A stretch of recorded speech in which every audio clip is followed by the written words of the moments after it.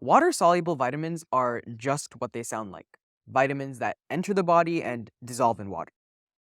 Most vitamins that people are familiar with are water-soluble. So where are these water-soluble vitamins absorbed? They're actually absorbed in the intestinal wall. But here's the catch. They are not stored in the body. Because they dissolve in water, they're usually excreted in urine from the body. This means that we need a continuous daily supply in our diet because nothing's actually remaining in our body. So what are some examples of water-soluble vitamins? Well, the most famous one is vitamin C.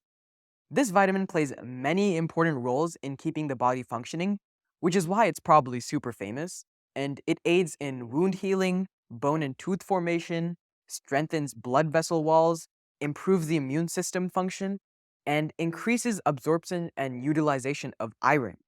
And it also acts as an antioxidant. The next is B vitamins. These are 8 water-soluble vitamins known as the vitamin B complex group. That is thiamine, vitamin B1, riboflavin, vitamin B2, niacin, vitamin B3, vitamin B6, folate, which is folic acid, vitamin B12, biotin, and pantothenic acid.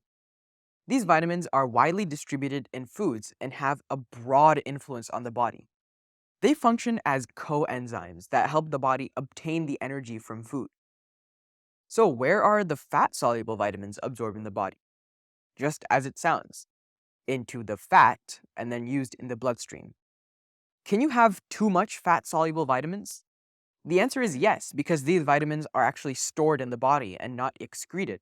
So you only need a certain amount each day. Having more than what is considered normal can actually become toxic to the body. And there are 4 fat-soluble vitamins that you should know. The first is vitamin A, which has a key role in maintaining your vision. Then you have vitamin D, which is beneficial for your bone health.